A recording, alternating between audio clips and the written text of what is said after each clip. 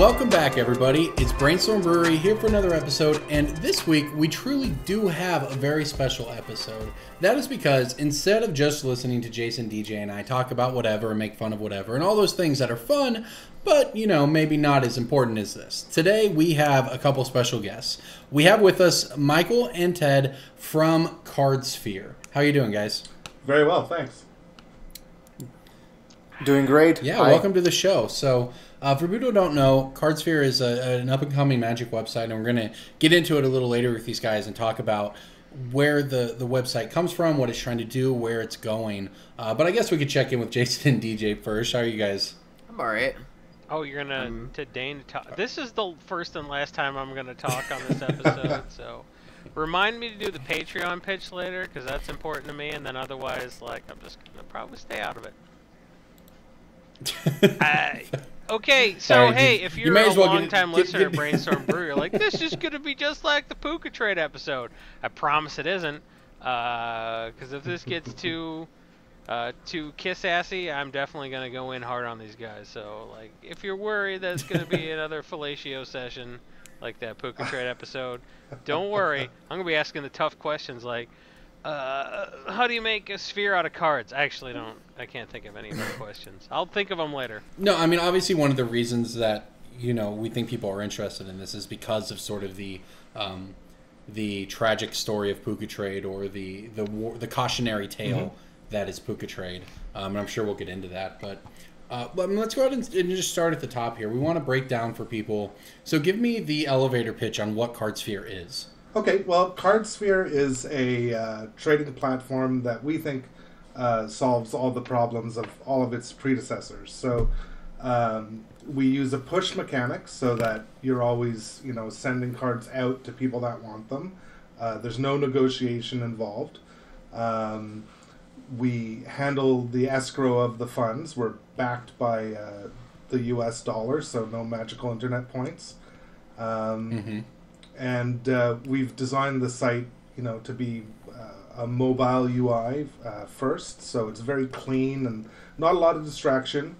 And we're really plugged in and engaged with our users, and because of that, they have been helping guide us and helping shape the site since, you know, September of 2016. So Tell me, yeah, how long has the site been around? When did you guys get the idea for this? When did you open the doors? What's the backstory here? Well, have you guys heard of Future Site? The card or the site, set? Not the set. That's what Puka Trade called their 2.0. Yes. Right. And yeah, the Puka, the one they kickstarted and never. No, Corbin. It was Corbin. It was an Indiegogo. B. Oh, I'm sorry. That's a Be good correct. point. That's a good point. So we, I was a Puka Trade devout user, and actually Michael and I worked together at a software company in Ottawa, Canada, and I got him into it. Actually, I sold him my last Puka points ever that I had, which is You did. Haha, you Wish sucker. I could get rid of, wish I could get rid of mine.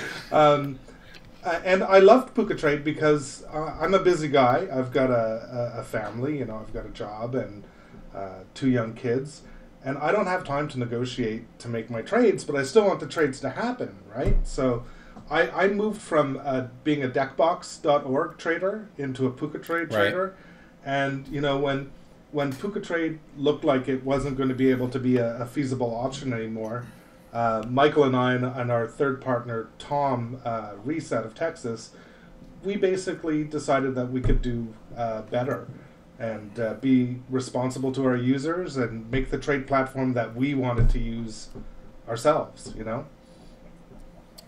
Okay, so and this happened, when did you guys get the idea for all of this and sort of move forward with it? So literally the day that Future Site dropped.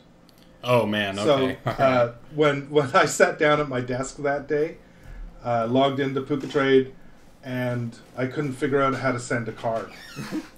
So I walked over to Michael's desk and said, "You can't believe this shit, man. You got to check it out." And I said, "I want you to log in and show me how to send a card." And he said, "It can't be that bad." And I said, "Okay, man, show me." And so he logged in and he couldn't. Yeah. Yeah, it took me a while. It was so much visual distraction and fluff, and just such a monumental, awful UI design that I just knew at that point this is no longer usable for me anymore, and of course the economy was having problems at that point. So, Michael's a world-class developer, and I've been working in software for 15 years in various roles, and so we decided we can do this better. We ended up hooking up with Tom Reese, who had a couple of community projects going. He had made a bot for Puka Trade. He and Peter Twig had opened PukaPoints.com to resell. I know about this. Yeah, to resell Puka Points before they were threatened with litigation. Right. And so, we all had the same goal, which is let's make a trading site that really works and is responsible to its customers, right? Yeah. I'll jump in with just a little bit of context and backstory here that people might find interesting. And I want to be really clear that we're not trashing on Puka Trade. I right? am. In my opinion, Puka Trade, that's fine. I mean, Puka Trade came in, they offered something that really no one else was offering well. They pioneered a lot of different things. They had a lot of successes. Clearly, they ran into some challenges as well, one of which was the economy. And I had actually an article series from Peter that I ended up never running because I just wasn't quite comfortable with it and wanted a response from Puka Trade and so on when I was running MTG Price. And I ended up never running it, but it was a very long, in-depth series of articles into the economy of Puka Trade and why it was destined to fail. And I wanted to give Puka Trade a chance to respond. And, I had some conversations with them, but never really got the whole project to a point where I was comfortable publishing it. But, lo and behold, here we are, the Puka Trade economy collapsed. I can't get rid of my points. People are offering double. Now they're sucking points out of the system, is what they're doing now. They do a bunch of giveaways that you can use points for, and also now they charge you points just to have an account, simply because there are so many points floating around that there's no value to it. So you guys, I mean, that you identified it, right? That was the number one problem with the website, is that it was more or less built on literally a house of cards. And when it started crashing, it crashed very hard. Yeah, and so we're trying to not reproduce those mistakes, because I mean they did very well, and they let success get to their heads, right? And we're going to be careful to not do the same. Yeah, but you have to give credit where it's due. They showed that the push system works, and overall there is demand for this type of service in the community, right? Absolutely. So you cannot deny that. Right. Yeah. We're also kind of moving into a new phase. So we stayed plugged into our community for like 8 months while Cardsphere was under development, and just tried to keep the excitement up and the feedback going from people just on our Reddit sub. And throughout that time, we've always had sort of an uphill battle, because we feel like we've inherited a lot of trust issues from Puka Trade. Thankfully, we're now more well established. We've been in business and operating for 5 months now, and what we see beginning to happen is even the most die-hard loyalists, sort of true believers from Puka Trade, are now sort of moving over and working with both systems. And so we're kind of moving into a new phase where we're trying to distance ourselves from the Puka Trade bashing, and trying to, heal the community, right? Because we're all traders, we all want to be interacting with each other, and the Coke versus Pepsi nonsense is kind of tired at this point. Okay, so yeah, that's a bit of a challenge that we're experiencing right now, because we've got people who converted early and they realized, the Puka situation, and we've got people who are, hanging out there for longer than maybe other people think they should be, and we get into tensions like that, and especially on our public forums and our Discord. Tempers used to flare up a little bit, and now it's kind of toning down a little bit recently, and we're trying to get there because we understand that some people who still use PucaTrade, they might be invested in that platform, and it hurts them to see that platform going down, and it could be a material loss for them, and we don't want to salt their wounds too much with Cardsphere, and some people blame us for the demise of PucaTrade a little bit, and maybe it's somewhat true because we started offering an alternative, and people started jumping over, and it kind of accelerated the demise a little bit. So it could be true, and some people perceive it differently, and we just decided that we're going to try to distance from that negativity and kind of write it out a little bit. Yeah, I mean, it's certainly true, right? Just looking at it from an outside perspective, as someone who dipped their toes into PucaTrade but wasn't deep into it and hasn't really used a lot of Cardsphere yet either, just because it's not really, that's not a market I generally have much need to participate in. But you guys are kind of the buzzards circling the dead body of PucaTrade here, right?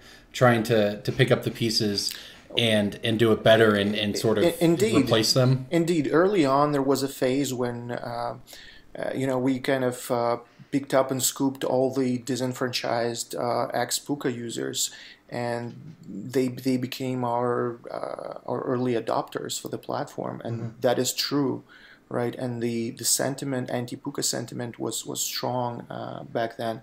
By now, I think those people kind of mild down a little bit, and we're just basically in the regular growth phase, and no hate and animosity anymore. Right. Okay, so it sounds like at the core, you guys are fairly similar to PucaTrade, right? People have a wants list, a haves list, and send out cards to people who want what you have, right? True.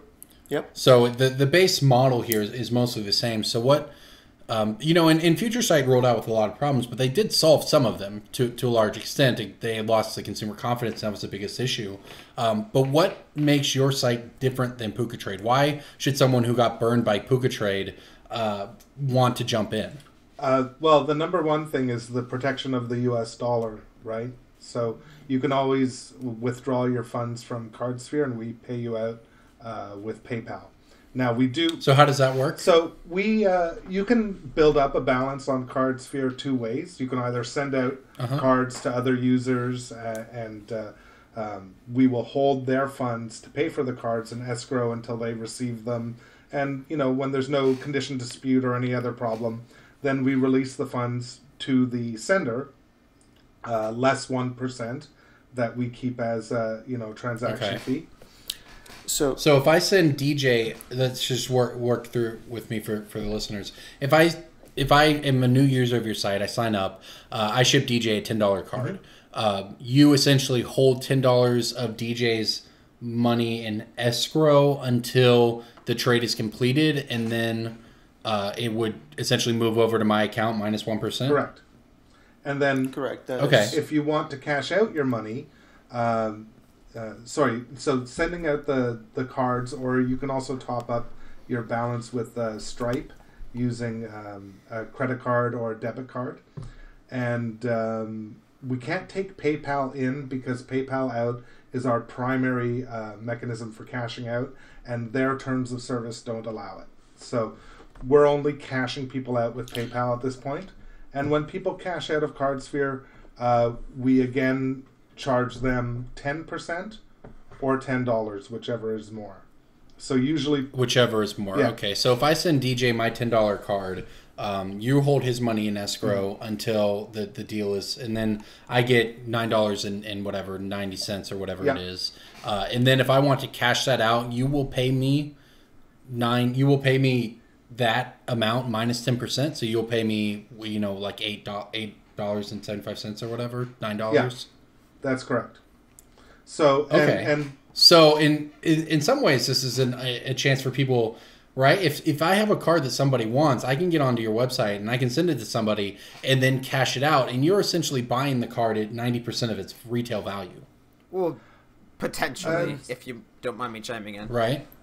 No, Yeah, go ahead. So, one of the functions of the site that I really enjoy is that you can set the price to what you want to buy at, a percentage value. So, let's use Fatal Push as an example, because it's a card that I'm out of stock at the shop all the time. I can't keep Fatal Pushes in stock. So, one of the ways that I've started to get Fatal Pushes is I'll go on Cardsphere and I'll put money into the system through just my credit card. So I'll say I want $300 in Cardsphere credit, and I'll swipe my card and pay $300. And then I can put as many Fatal Pushes on my want list as I want, and I can set the percentage of that. I can set the condition, the foil, set, symbol, language, how many I want, and also the price that the max price that I'm willing to pay. So I can say, in case Fatal Push, so let's say Fatal Push goes to $10. Right now, I'm willing to pay 66% of Fatal Push's retail value on the site, and I'll take 15 of them. So so it's not like Puka Trade where the card has a defined price. You essentially are making offers on a price on a card. So like Fatal Push's I retail price is like $7.60 something right now, and I'm saying I will pay 66% of that, which is $5.04 on however many copies, and so that's on my want list right now. And any number of people can look at the current offers for Fatal Push, and they can say, okay, DJ's paying $5.04 in Cardsphere dollars, somebody else is paying $4.85, but this person's paying $7, but they only want one, and then the person who's sending Fatal Pushes can make their own decisions off of that. Yeah, I can see that DJ is the third best offer available right now at 66% of the index price. Correct. So this is interesting. I'm with you. So one of the concerns in this, I'll bring it up because it's a question we had from a listener who asked if high volume dealers are the future of Cardsphere. I feel like the buzzards are circling, looking to squeeze the last pennies in accounts. So someone who, I guess the idea is if someone like DJ who's going to turn around and sell that card at retail because he has a store, he's naturally going to pay. It becomes a race of stores, right, who are looking to buy their stock, who are setting their buy price and whatever. It essentially is going to function a lot like a buy list once you have a lot of major dealers on there. Is that something you guys have thought about? Absolutely. That's normal. Yeah. Why not? Because if somebody goes too low, they're just not going to get the cards. So it's good for the people who draft and want to offload their staples or whatever, or semi-staples, because the competition on the receiving side will create a healthy price point for them to use. Right? Okay. Think about it this way. Without it, they go to an LGS and get ripped off. Yeah. So where's the benefit, right? And they go on Cardsphere. Yes, they don't get 100% value, but they do way better than buy list.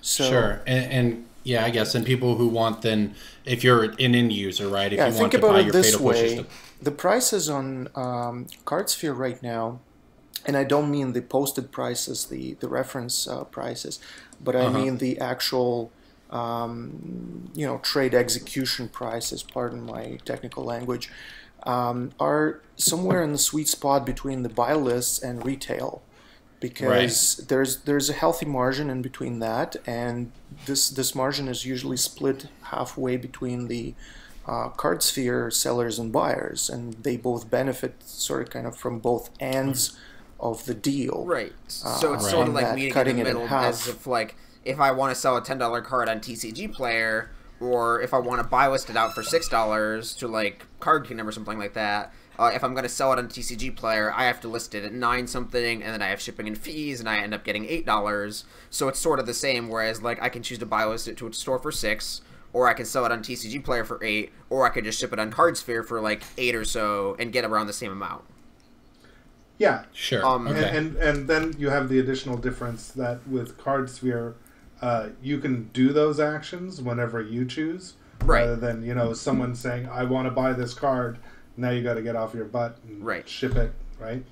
So there's one important point. I'm sorry, guys. I think we missed one important point when we talked about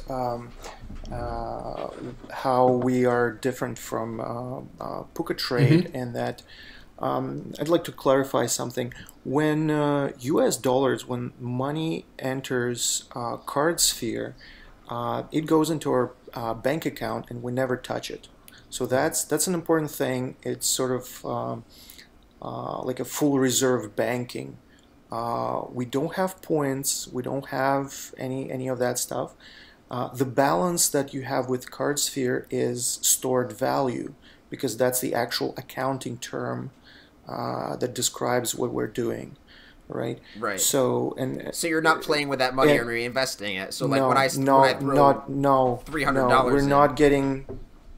We might be a little dumb here and old-fashioned, but we're not investing it. It's not making us any money. We're not interested in having any risk on it. It is in U.S. dollars, so there's no currency risk involved. Despite being a Canadian company, we deal with U.S. dollars exclusively, and we obviously take a hit on accepting the money, because there's this standard 3% plus a fixed amount to process credit cards, but we apply the full amount to people's balances. An example: you add $100 to your Cardsphere account, and you receive $100, and we eat up the charge. We recover that charge when the money is actually leaving the system, and we got with the 10%. With the 10%, that 10% covers the incoming transactions and the outgoing transactions, and we did the math. We know what the cost of the money is in the system internally for us, based on the various blended cost of money entering the system. And you'll have, I assume you guys have to pay taxes, right, on any money that you take in? No, that's not how it works. We're okay. I don't want to get too into the weeds here. I'll trust you on that. No, that's okay. We're pretty open about it. We're a purely service business. We're not selling and buying. We're providing services, and our services are escrow, matchmaking, dispute resolution, and so on. And we are going to pay taxes off of our revenue. The stored value that enters the system is your money. It's not our money, and it's not our revenue. Our revenue is the 1% that we charge, and whatever remains after the cash out minus the costs of the money entering the system and leaving the system. So that's a long way our of revenue. Saying that we can survive the classic run on the bank, guys. Exactly. Right. Yeah, and that's the question, right? Is how, 'cause it sounds like there's some sort of risk if everyone decide to cash out all at once. Yep. But it's an important one. It's an important question. It's an important thing to get right. When answering that, and we get those type of questions a lot, and we try to be detailed when we're answering those. It's okay to be detailed. We're not afraid. There's no shady corners in what we're doing. It's a legitimate service business, and that's why we're open about it. So you're not concerned if everyone who's in the system today decided tomorrow they wanted to cash out, you'd be able to pay out every dime of that? Absolutely. Exactly. And Absolutely. we'd be making money on it. There would be no way for cards to flow until people put money back in. Right. But so far, we've cashed out about $40,000 in 5 months, and the overall size of the economy, despite that, has been continuing to climb. A modest climb, and we're excited to see how big it can get. Okay, sure. All right, DJ, I'll let you jump in. I know you had a question. I did have a question. So, as I mentioned, the primary way that I've used the platform so far is swiping my card, putting in my own money, and then putting cards on my want list that sell reasonably well at the store. So, I might not be paying the most on Chandra Torture Defiance or on Search for Azkanta, Fetid Pools, Vraska's Contempt. These are all cards that I've received so far over the past few months that I've been using the system. But one of the things that I've been curious about is, and maybe this is just my fault in terms of the UI or not understanding how to send things, but I was hoping there was a way to send cards without having to put them in my halves list. Because the way I understand it is that you have to build a halves list, and that's not something really I can do as a store, because I can't micromanage a TCG player inventory while having a halves list on here, while having like a store inventory, and then moving in cards on and off of that as they come in. So like if I have some sort of weird random obscure foil or some crazy thing that's not going to sell well in the store, it'd be beneficial for me to just not have to have it on my halves list and just be like, oh, somebody's offering 75%, 80% on that. I just want to ship it out and not have to worry about maintaining a halves list on the site. Right. So we just solved that problem, guys. It was, when we talk about being responsive to our community, that was the thing that we expected the least, because none of the three of us behave that way. We have full inventories ready to import, day one. But traders started telling us, I've got too many cards to behave like you, but I know what cards I have. So, right. So we've been tracking that sort of behavior since day one, and it's called, we refer to it as window shopping. And we just launched it, 2 weeks ago, 3 weeks ago, Michael? Yeah, roughly like that. And what you can do is if you go to a user's profile page, okay, you can see what they want, and you can add the cards directly from there. In addition, on a user's profile page, okay, you can see a package that you can send to them, but not all of the logic that is active on the sends page applies there. So when you normally, for example, I normally hide offers that are less than 75% of a card value.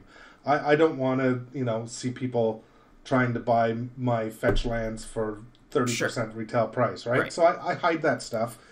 And then I choose like an anchor package where I see one or two good cards that I could send for a profit, commit to those. Then I go to the user's profile page, and I can see everything that I can send them. Right, and then you see all the other nickels and dimes that you can add in there that make the postage worth it.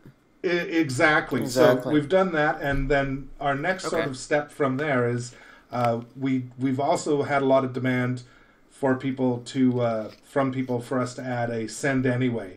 So say you've got, that one ratty old common, and someone wants it for 10 cents, or someone wants it, but it's a 10-cent card and you only have 9 cents. The next thing we're going to introduce as far as window shopping will be the ability to say, okay, I don't care, send that anyway, and drain them to the last zero. Ted, you're forgetting one more important use case. What's that? So we've got a similar use case for window shopping from the card page. So you're sitting on a stock of cards that you want to let go, and it's like, I don't know, foil, fatal push, whatever.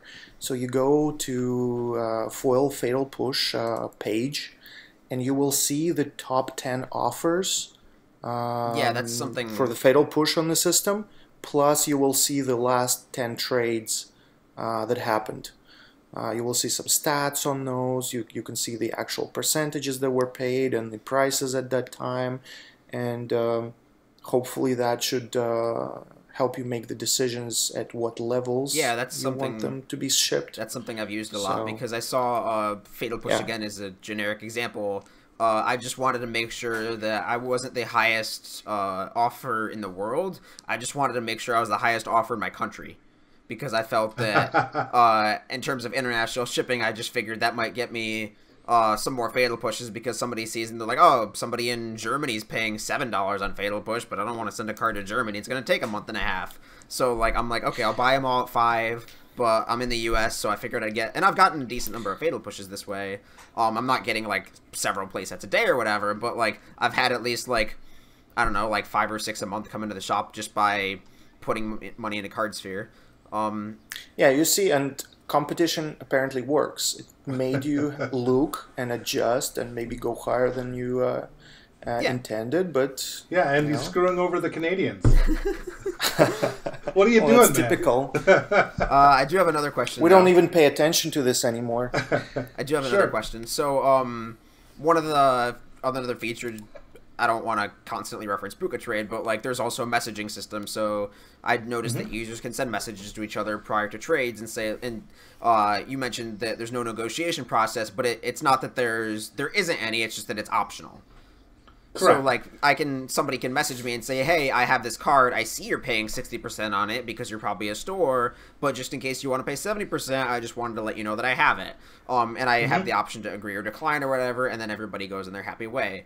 But one thing I did notice is when I get an email about that notification, I do really wish that I could read that message from the email. We can get into the details about it, but there's upsides and downsides of doing that. Okay. If you are in an active exchange with that user might be sending you 5 messages, and we're only going to send you one email saying that, hey, you've got messages, go check Right, it. okay, yes. Yeah, And until you actually go there, we're not going to resend you the stuff. But if we just put the first message you receive there, you read it, and you never go to read the other 10 that might be sitting there in the box. That's a good point. So it's actually a fine trade-off between a little bit of convenience and a little bit of assurance that I get that. the messages get read. And part of the reason that was only a slight inconvenience for me is because I haven't yet logged into the mobile site, and I didn't remember my password explicitly because I'm always recurring logged in on my desktop. So like I could have just clicked on the link in the email and then logged in on the mobile site and then read it there, but I just didn't. There's no mobile site. It's the same website that is actually responsive and works on mobile. So. Right. But you know what? We're listening to people, and if that's the option they strongly prefer, maybe we can make it an option and just let them, hey, you're getting notified on every email, but you get to read the message inside the email. Yeah, so it's important to us that we never start thinking that we know better than users, right? So we have good reasons for the things we're doing, but our minds can always be changed. In this case, there's another factor, of course, which is that emails cost money. So we've been very good at keeping our costs really low and really lean right now, whereas other trading platforms, have server farms to manage their package matching and stuff. We have one virtual machine container, essentially, and it's able to handle all of the traffic on Cardsphere. And that, of course, is due mostly to the hard work of my lovely companion, Michael. And Tom. So I have I want to jump in here. I have some of the common concerns I've seen expressed. Going back to Puka Trade, if you wanted to trade somebody a 50-cent card, and we know that a lot of traders out there are using these sites to move their low-value stuff. They're filling out their commander deck. They need all of this stuff. They're not just sending shock lands and fetch lands, right? And again, I don't want to reference Puka Trade over and over, but obviously that, you guys are building this off of the backbone of what Puka Trade built. If I want to take a bunch of cheap cards, I have to go with that buy list offer, essentially, because essentially everyone's creating their own buy list when they say what they want to pay on a card. The buy price on a 75-cent card is just going to be ridiculously low. Yeah, people are going to be competing on shock lands and fetch lands, but when I just want a 75-cent card to fill out a deck, that's not really going to get me very far. And then on top of that, I'm paying a 1% fee, which of course gets rounded up to the nearest cent. So essentially that fee, if I'm trying to send out 10 50-cent cards, I'm now paying 2% on every... I'm meaning a 2% cut on all of that. And it essentially becomes impossible to take the dream of, hey, I sent out 1,000 50-cent cards or whatever, and now I have a piece of Power 9. And that seems like something that, it's great if you want to send out expensive stuff. Not so great if you just want to churn through things that you're never going to use, but random person somewhere needs. So how do you guys address that issue? So right now there's a little bit of some artificial sort of externality to that, because right now, returning to Puka Trade, is that people are willing to take any cards to get out with cardboard. I know people who have taken stacks of uncaged furies to get out with some cardboard rather than be left with points that are eaten Sure. away. So there is sort of a emergent story that Cardsphere is fantastic for trading value cards, but not as good at the low end. But when I take a look at our trade prices for the $0 to $1 bucket, I see that we've had 1,300, 1,400 trades in the last 30 days. The median price of which is 7 days. The median price of which is 71%, right? With 80% of those trades happening between 44% and 100%. So I think we're actually doing very well on the low end. It's just mixed in with the high end. We have had some people ask us to create sort of a fake set, because we do deal with sealed product as well, where we base our price on the MSRP and then you adjust from there. So people have asked us to create a fake set and do true bulk, which we have the capability of doing. It's just kind of hard to know where to put that, right? That'd be interesting. I mean, Right. the real kicker there is that like everybody gets destroyed on shipping costs. So Right. Yeah, but for the true bulk, you'd have 1,000 commons or 100 rares, right? So it would be a lot of cards. You wouldn't be sending one or something. no, I get that. So, I just mean like if you decide to send like 1,000 cards in an 800 account box or whatever, you still end up paying like yeah, a bunch of So, money. $2 or $3 yeah. shipping. Yeah. I'd like to add some stuff to what Ted said. Yes, besides some unnatural demand curve that exists on Puka Trade right now, that fuels this perception, we are actually doing quite well. And the numbers, and we have the numbers to back it, and the numbers are on the front page. And everybody can go in and study those numbers, and we think that those numbers reflect the natural demand for those cards. So maybe it means that those cards are overpriced elsewhere. Maybe it means there's no demand for them. Maybe that's the real demand. Maybe the people who want to build EDH decks overnight need to pay 100% for them, and that's their choice. I know some people do pay, some people don't, and their mileage may vary, right? When it comes to sending, again, if I have 100 random commons, maybe I'm not going to be able to form a profitable package. But there are people on our platform that have boxes and boxes of them, and they're routinely forming profitable packages and sending out cards that are often no more expensive than, 50 cents or 15 cents even. So it all depends on the makeup of your inventory, and maybe for some people the right approach is to add throw-ins. So you choose an anchor card, and then you make sure that 1, 2, 3, 4, 5 cards get attached to that package.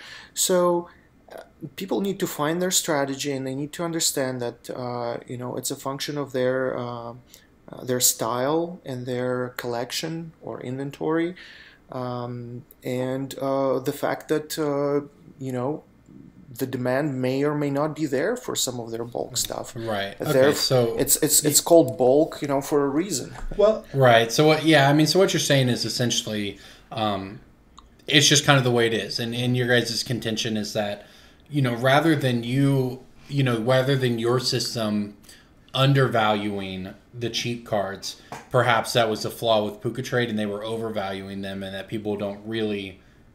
Are willing to pay full price. The point is that we're not trying to value them. We're not trying to assign any value to them. It's the market that assigns the value, and it's the market forces that exist in our platform that dictate. Okay, that's the percentage for that card, and that's the percentage for another card. So I think it's the it's the best and the healthiest approach to let the market decide rather than try to fix the prices somehow, because any price fixed in time over time is going to create some kind of imbalances. Sure. Yeah, I understand. Yeah, it just seems like one of the because that 1% transaction fee hits you on every single move. It seems like the goal of a trading platform is for as many cards as possible to move between its users. But just because of the way it works and because of the fact if I do send out a 50-cent card, that effective rate I'm getting hit is 2%. It's good if you want to trade some stuff, right? But it's not good if you just want to be a power user and trade a whole bunch of stuff and build 4 commander decks overnight and send out 4 commander decks overnight, because you take that 1% hit on every fee and it really adds up. So that's one of the concerns that I think some people have about the site is that you get hit on everything, and it encourages you to make really trades that you prioritize and not necessarily use the system as much as possible.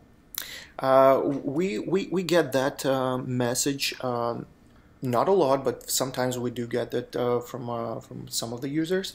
Yeah. And we usually reply by saying that, hey, it is still 1 cent on a 50-cent card that you actually got a chance to send out because of Cardsphere. Yeah. Would you prefer 49 cents on 50-cent card? Sure. Or sitting it forever rotting in your binder? That's the real question. And people who realize that they can efficiently extract that value out of their junk, they realize that extracting 98% worst case scenario, whatever, 97, 96, doesn't matter because of the rounding, is still better than not extracting it at the end of the day. That's the real true story. And we are running very lean. We're not making a ton of money off of this platform right now. And when people say that we want this platform to be stable, we want you guys to exist, a year from now, 3 years from now, 5 years from now, and we reply to them, guys, if that is to happen, and it is, and the plan is for it to happen, we need a stable revenue stream, and that 1% is the cornerstone of this. And if we basically allow transactions happening on the system that don't bring any money, right? For example, we say that, oh, cards under $1, we're not charging you anything. That still comes with overhead. That's the overhead of doing the transaction, of storing the transaction forever in the database, of possibly resolving the dispute because it was not an M, it was a SPI, and you need an adjustment, and so on and so on and so on. It comes with actual cost for us. And charging 1 cent for it, I think that's nothing. That's that's my personal opinion, and Ted might have a similar one or a different one. Well, I'm the guy that handles all the disputes on the system, so I can tell you that a lot of disputes happen on some really cheap cards, and so from that, looking at it from that angle, the 1 cent is kind of a deal. But I mean, we're also here to talk with you guys, not just at you. So, I mean, is there something that you could see us doing with the bulk a little differently? Well, the only thing I think you can realistically do, especially if we think about it in the sense that, you guys are taking 1% of a 75-cent deal. It's not really doing you anything either. Is to eliminate the fee under a certain amount, right? If you eliminated the fee under all individual card deals under $2, right, or $1, and then maybe the dollar would be the point there that makes sense. Then at least people don't feel penalized for, moving a bunch of the cheap stuff. Why don't you just have a cutoff where there's a flat rate above a certain fee or something like that? You don't want to have people using your site to do just nothing. You'd rather have people say, oh, well, I don't want to do this little because I pay the same amount in fees if I do this as if I do that. So they'll never eliminate the fees under a certain amount because then people just abuse that. But if you incentivize people to use the site more, that makes more sense than So, like, if you're doing bulk transactions, that's fine, but, like, do them in bulk. Yeah, and I don't know if you guys noticed, but when you sign up, we actually ask if you're signing up the account for a business. Yeah, I did notice that. And you know, that's so in the future we can start developing out stuff, features or policies that are specific to LGS owners or people that are really running a business. Up as a business or not. We can flip that for you in the database if you need. but that's so, you know, and we take comments from the LGS owners very seriously, because I think there's a lot of room to grow in that space. I mean, if I were an LGS owner and I was sitting on all that stock and also paying someone, you know, $15 an hour to sit in the shop all day, I would want them pushing my stock. 15? You know? We are in the U.S. here, sir. Nobody working in LGS gets paid 15. We're in the U.S. We pay people with cardboards. I pay people in magic cards, actually. We don't even have the U.S. dollar attached to, like, our labor. So it's called Corbin credit at my store. We have DJ dollars over. We have DJ dollars over here. DJ dollars? How do I get some of those DJ dollars? Do sex slaves get paid $15 an hour in Canada? Because I might wanna. They do. Everyone gets paid. In Ontario specifically. Yeah, in Ontario, everyone gets paid $15 an hour. So that's actually really funny, DJ. I did not know that we both had terms specific to our store for credit. Did you make yours up? But it's Canadian dollars, guys. It's not U.S. dollars, so you know maybe. Oh, that's true. Oh, so 15 Canadian, so it's like $14.90 U.S. That's.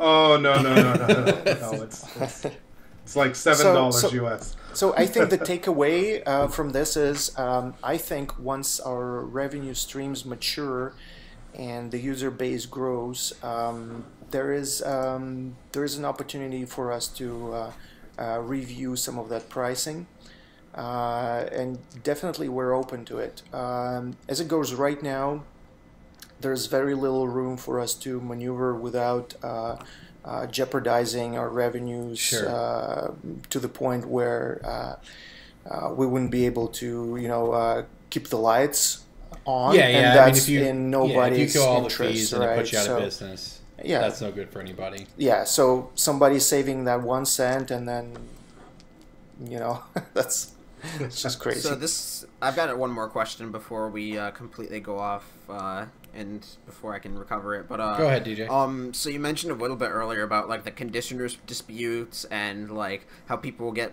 kind of petty over like whether a 5-cent card is near mint or LP. But can you go into a little bit more detail about like who decides what's near mint and LP in terms of like conditioning or verifying or grading or whatever you want to call it? Because like as somebody who has worked at several different like vendors or like TCG Player, like I've conditioned and graded a lot of cards, and so like I just want to know like what kind of system are you guys using to determine who's right and who's wrong? Is your voice going to be the same as random person who is mad about the card? Right. Like I mean, if I get a card and I say, hey, this is obviously MP, it's not near mint, and then somebody else brings something up, like who's the final arbiter in that and why?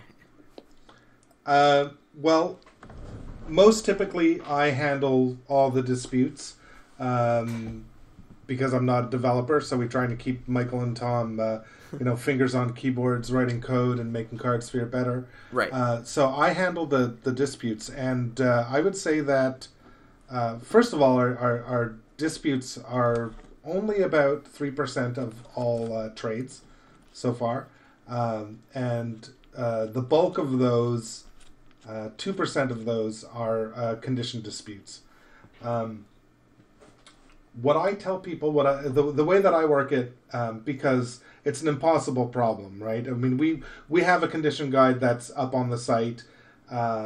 We don't use images, we just use a description. Right. Because it doesn't matter what you do. It's a completely subjective thing.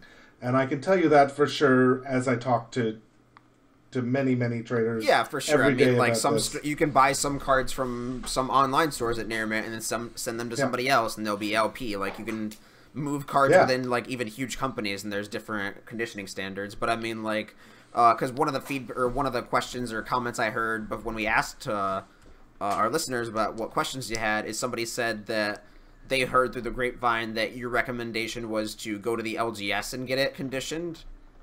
No.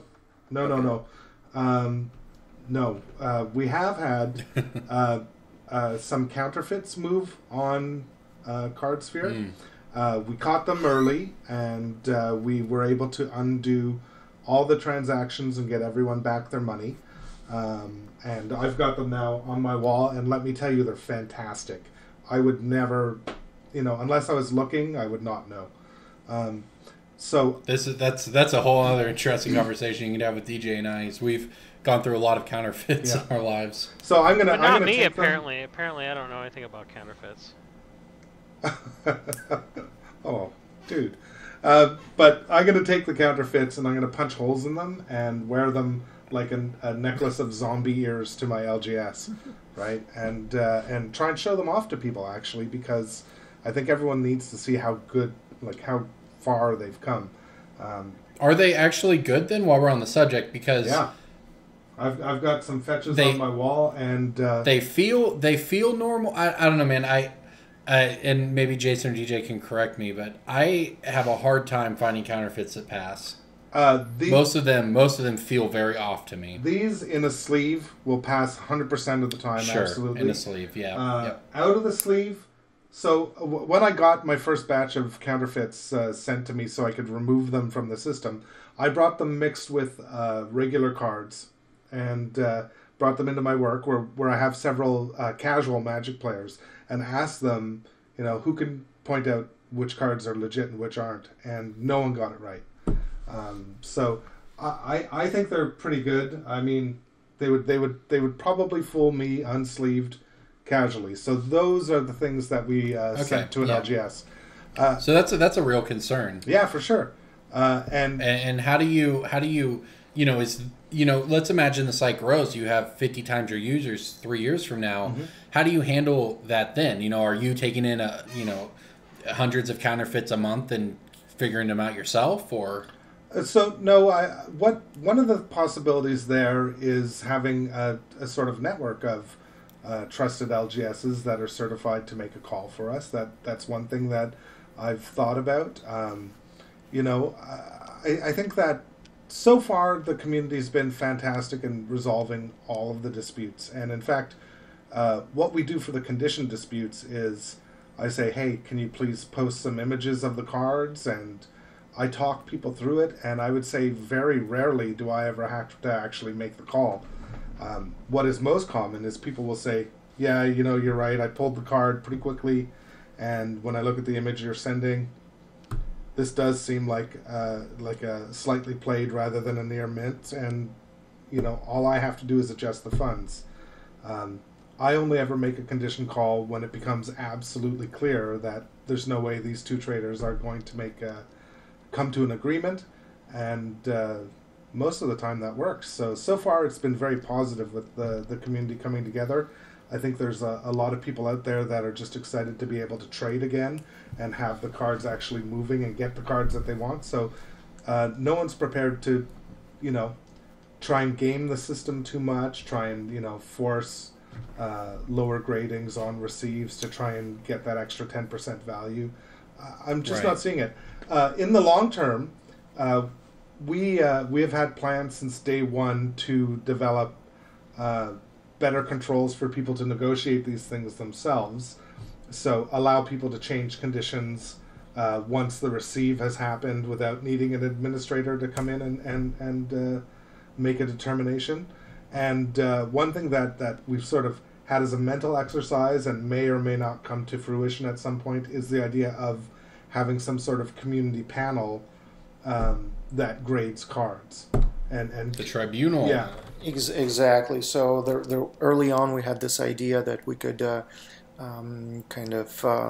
a jury duty among the peers, and when there is a dispute, random X people is selected, and they say, okay, well, what's the condition of this?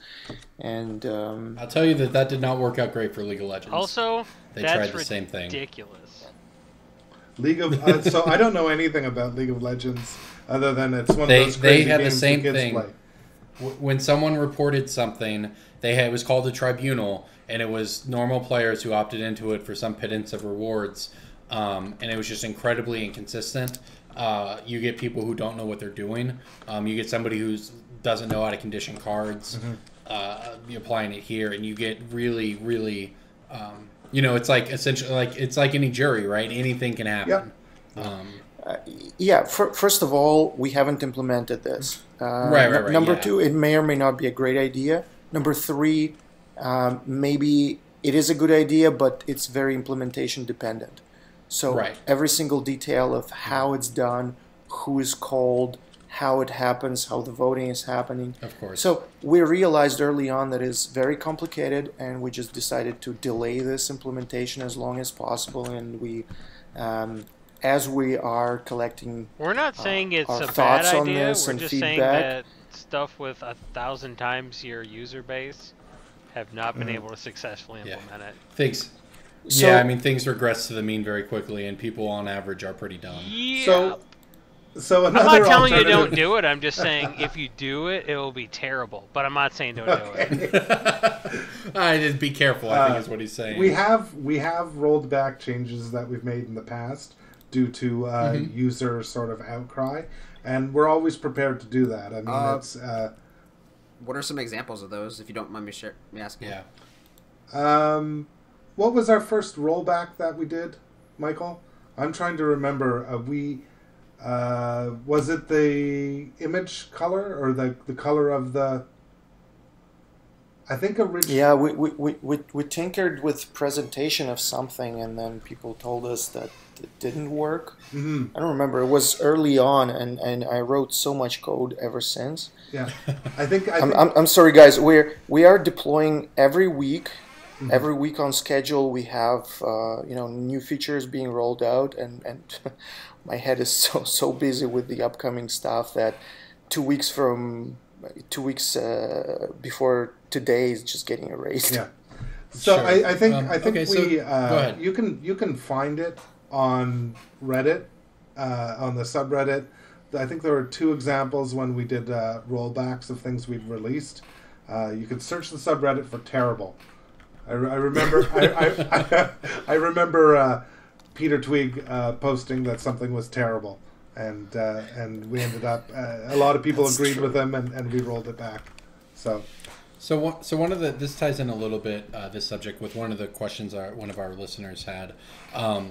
Is essentially what the roadmap is for you guys moving forward, but also will there be ratings of users? When I'm looking at something and DJ's offering me $650 on a card and someone else offering me $675, is there going to be an eBay or TCG player like feedback system where you can see, maybe it's worth taking a quarter less because this person has 99% positive feedback? Is that something you want implemented? And then, if so, will those people receive priority in the rankings, or do you intend for it to always just be numbers based? Well, since day one, we've always wanted Cardsphere to be very, very data rich, and we knew that we wanted that to include a feedback and reputation system. As well, we also do want to eventually put in some gamification features where, you win badges that show other people, quick visual cues about what your activity is like. And we'll be able to do that. So since we knew that was always coming, the internals of the database, the way that the ledger is kept, when we're ready to launch the reputation system, we'll be able to rely on a lot of the data that we already have in the database to let people see what kind of trader you are, right? So absolutely, we want that to come, and that's an important part of things. When you were talking about earlier, I failed to mention when you were talking about people making the lowball offers. Right. I've seen that generate a lot of ill will towards the people that are making the lowball offers, and I think it actually becomes kind of dangerous, because then people don't want to do business with you because they perceive you as predatory. And when you have the full featured reputation system that, for example, might be able to show like how often does this user have condition disputes raised against them, or how long does it take for this user to ship on average, a domestic shipping versus an overseas shipping. You know, when you have all that data available to people, it's going to, you're either going to work it to be a positive for yourself and make sure that you continue to get a lot of card flow, or it's going to work against you and you'll have to correct your behavior. Yeah, that's one thing that I've experienced so far is one of the cards that I got recently was a I almost always call it search for Azteca, which is a Mexican restaurant, but it's not. I got a search for Azcanta recently, and about a week or so went by, and I asked the person if they've shipped it yet, and then they said that they're shipping from an APO address, and it usually takes a month to get there. So like, that's something that maybe I wish that I could had a little bit more warning or we were talking about this right before the show, actually. There's a very dedicated user who's on a American Forces base in Afghanistan. I think he's on the leaderboard right now. Top senders by value and by quantity for the last 30 days. Baffdraft Gary. And Yep. That is him. Yeah, and they do a podcast, and we've been on it as well. And they're great guys, and he sends out a lot of cards, but they do take a while to get over to the States from Afghanistan.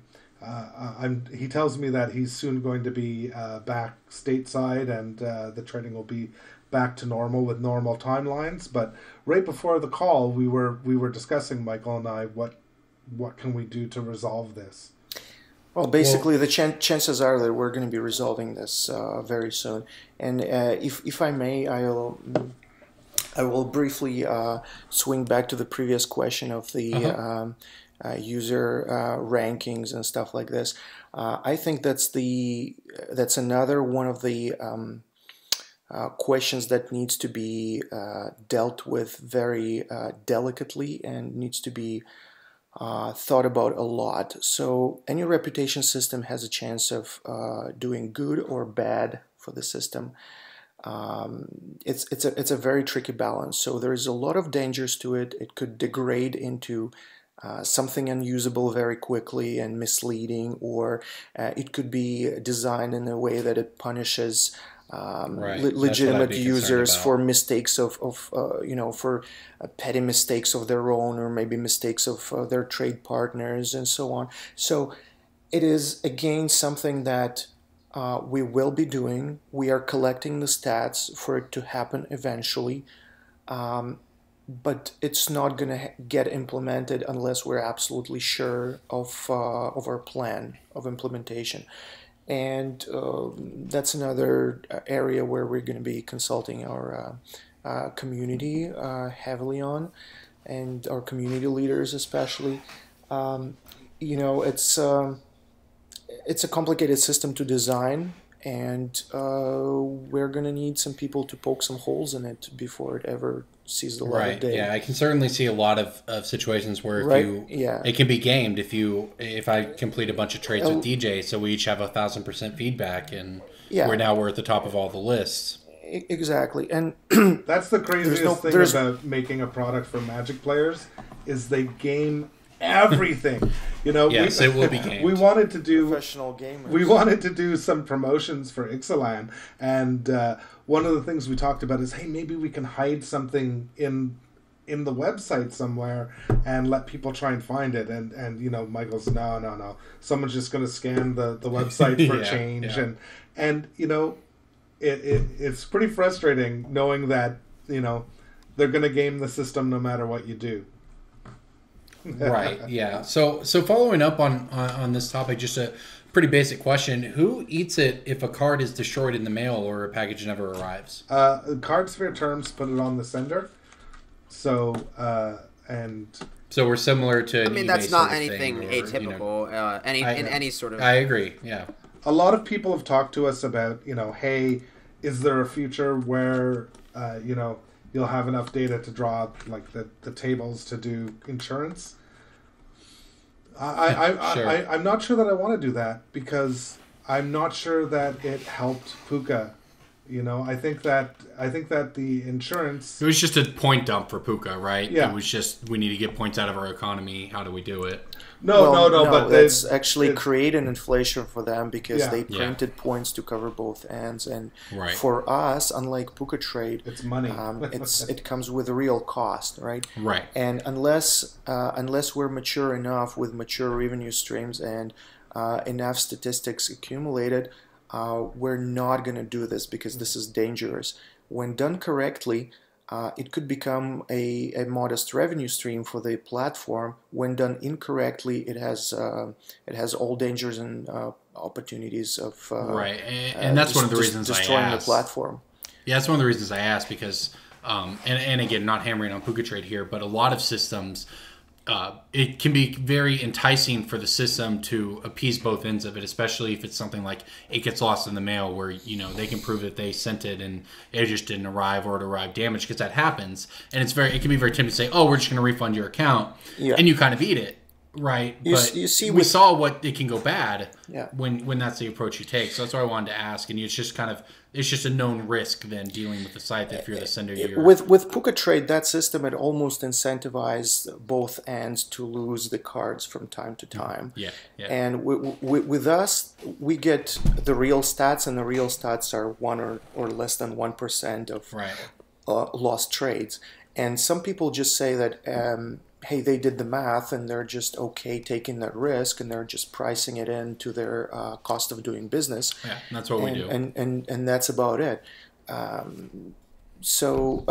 Plus, the senders are in the best position to decide if they want to do that, when they want to do that, and so on and so forth. There's always a possibility for them to have the mail insured and stuff like this, and whether they do it or not, it's their call. And so we shouldn't be enforcing it on them. And I should add, though, guys, when we get when a dispute is open between two traders, when I'm working that dispute and trying to help them negotiate an agreement and settle the problem, I also have access to a whole bunch of stats that aren't public.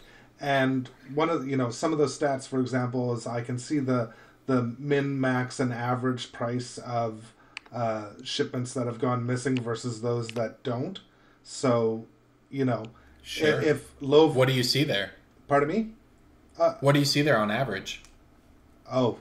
That's not the point. Do you see, is it... I'm sorry, go ahead.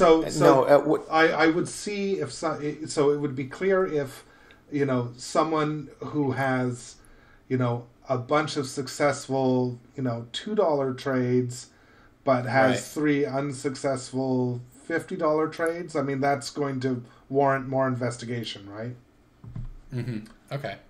So yeah. While we're on the topic of the just sort of the way the ins and outs of how the economy works, I mean, what are you guys seeing? Where does the number come down? I think most people are sort of trained that if they sell their card to a buy list, they can expect to pay 50% of its price or get 50% of its price, and if they're buying, they can generally get 90. They can buy it at like 90%, right? If you scour eBay and TCG Player for the lowest.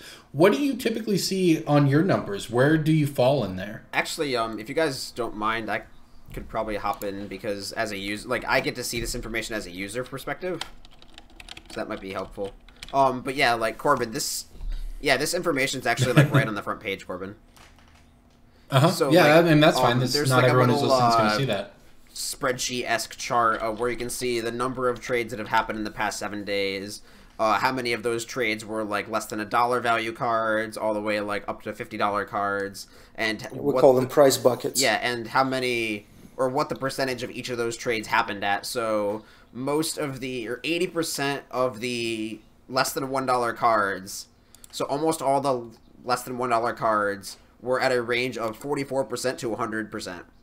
Which makes sense because, a lot of the less than $1 cards are going to have, a 40 or 50% buy price. I remember I recently bought a crap ton of Rogue Refiners at, 10 or 15 cents a piece because I need Rogue Refiners. So I paid, 25% of the value. And then as that number goes up, so as it goes from 1 to 5, 5 to 10, 10 to 25, etc., the average percentage goes up as well. So once you get into $50 cards, the average 80% of those trades are being sold at 75% to 91%. So those are like your underground seas, your scalding tarns, and those are being sold at an average of, you're getting anywhere from 75% to 91% on your card. Okay, so that's interesting. Yeah, it actually and that kind of makes sense, right? The higher up you go, the closer to retail it becomes. Right, because then you're competing a lot more against TCG Player and eBay in that aspect. Right, fair enough. Okay. Yeah. And I'd like to use this opportunity to invite all of our users to make extensive use of that information that we provide on the front page. Make sure you understand what's displayed there. If you have any questions, ask them on our Reddit, ask them on our other media channels. We're going to answer every question you have. Worth noting, I'm not. I just logged on. I just went to the site. I'm not logged in, and I don't believe I'm seeing these numbers. So for anyone who's listening, just be aware of that. That you if you're going to try to check this out yourself, you do have to be logged in before those numbers appear. Okay, so we're running out of time here, but one of the just generic questions I want to ask you guys is, what problems have you not foreseen? You know, we spent a lot of time talking about the problems existed in previous iterations of this concept and how you've tried to overcome them, the steps you've taken. But what are the problems you guys have found as you've been growing? You know, and the user base right now for the site is still very small, and that's one of the things, is that the high, good offers on high demand stuff, that clears in and out pretty fast. But, so what other challenges have you guys seen as you grow? I would say that most of the, I don't want to use the term fake news, but there's sort of, there's been a lot of sort of takes on our messaging that sort of spread around, that sort of thing. So, for example, the 1% transaction fee and the 10% cash out gets bandied around like Cardsphere has a 11% fee on everything.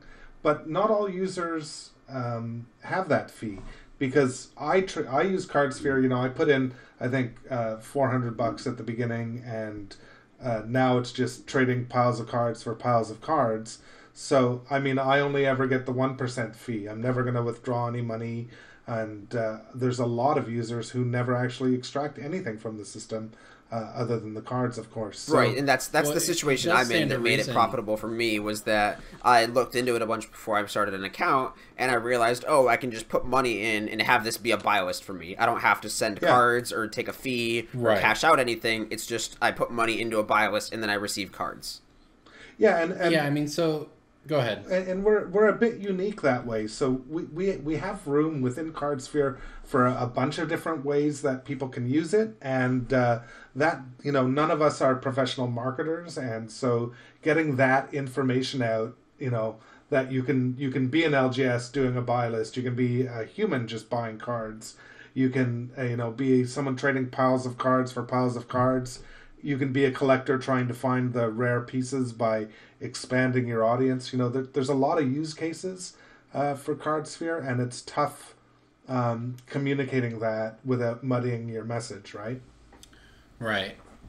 Okay, so, here's one of the base concerns people have with the 1% fee, right? Is if I put $100 into the system and I make 100 trades, my money's gone now, right? I've paid 1%, or however it works, right?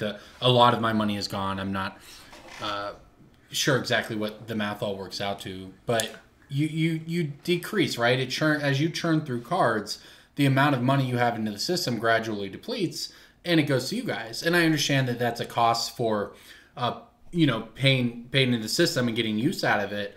Is that something you've seen a lot of pushback from users from? And if so, would you consider a subscription in the future where someone pays you $10 a month and now they get rid of all fees? So we've planned since day one to offer a truly value-added subscription service. And we originally thought that, hey, this is where our real money that we're after is going to come from. Right? So the 1% and the 10% cash out, that's going to cover our costs until we get there.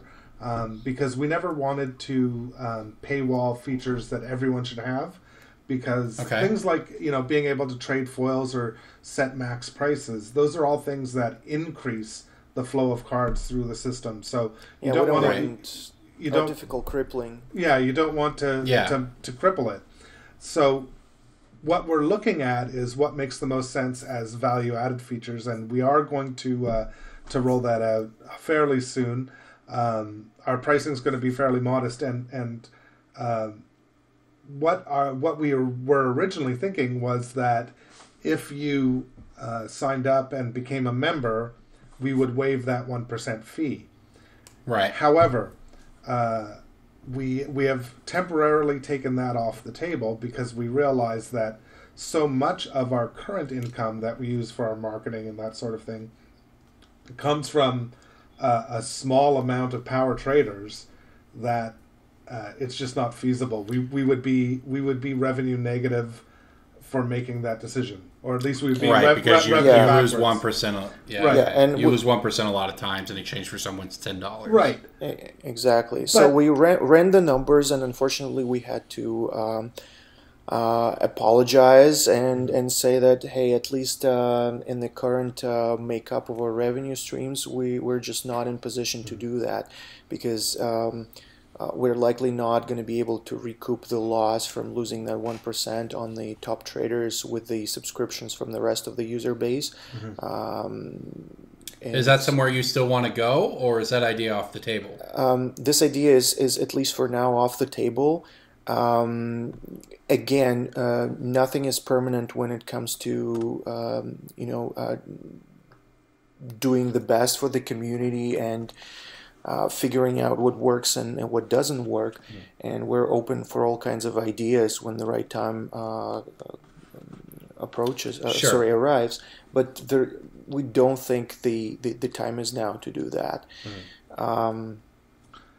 We do still get... Just cannot do that. Yeah, we do still get a little bit of pushback on the 1% from the people whose primary use case is what you identified. So the people that really want to move the low-end cards, when we're charging 1% or 1 penny on a card, if that person's moving a 10-cent card, well, they're actually being dinged 10% on that card, right? Correct. And so we have heard from those users. There's a really notable bulk puka trader who also uses Cardsphere, but he's come at us with some strong arguments against the rounding up to 1 cent because of this. And so far those users are a really low part of our population.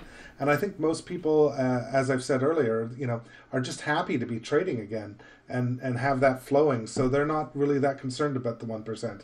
In fact, we've been turning down money from people. People have been asking us since day one to do a Patreon or to, do an Indiegogo just to put some money in our pockets. And we just don't like the appearance of that, right? We don't want to poison the well and look like that other companies. So we've always said thank you for your support, but the best way to help us is to trade cards. So the true reason why we are doing rounding the way we're doing per card is that, and we're not doing it per package, is that cards travel through this workflow from... Essentially, it's a workflow from one person to another, and they can go into disputes and be canceled individually, not as a package. So if we were to calculate something based on the package, that would complicate things like canceling, adjusting for condition, lost some cards, I forgot to put some cards in the bubble mailer, whatever. Since we are accounting and tracking cards individually, that's fine. We don't have the issue with bookkeeping and accounting and recalculating stuff. So that's the true reason we went with that system. And those issues of, maybe this doesn't suit 100% the people who are, doing the bulkish trades, kind of bubbled up a little later. We are thinking about ways of improving in that area. We may not have a solution an easy solution that we're ready to implement today. But the time will come, and there will be something to help those users. Understood. Okay. Well, I think we've hit on a lot of the questions our listeners had, and thank you guys for coming on. Is there anything else you want to say? You know, obviously you want people to check out the site, but thank you again for coming on. If there's anything else you want to add, now's your chance to do so. Speak now or forever hold our peace. Well, I just want to open the floor up to you. I know we've peppered you with questions here for an hour, and I just kind of want to let you, you know, if there's anything you think you want to is important to hit on that we haven't yet, you know, I want to give you an opportunity to do that. I'd like to address our current users and our future users, especially the future ones. If you are on the fence about trying Cardsphere, you shouldn't be. You should go ahead and try. We are the real deal. We are here. We're not, you know, some guys from the street who are about to disappear. We're here to stay. The cost of trying Cardsphere is nothing. You just sign up, see what's going on, maybe send out a couple of cards, and get the flow going. Go check it out for yourself. Don't believe people who are spreading, you know, misinformation about us. Do your own research. Ask the people who already use our system. Just do it. That's why we're not marketers. But yeah, what he said, but you know, funnier. Well, yeah, guys. Again, thank you for coming on, and hopefully, you know, our listeners were asking about this because we've had a lot of people interested in using the site, and obviously, everyone's had, you know, their own experiences in this arena before. So we wanted to try to address some of the concerns as well as, you know, let you address the benefits of the system. I know DJ's had a lot of success with it as well. So again, Michael and Ted, thank you for coming on, guys. We appreciate it. And everyone else, thank you for listening. Thanks for sticking with us. If you have any follow-up questions here, let us know. If you're listening to this cast, send an email to brainstormbrewery@gmail.com, and we can follow up with these guys, and we can do a segment on it next week where we relay some answers. So everyone, thank you for listening. This is Brainstorm Brewery, and we will see you next time.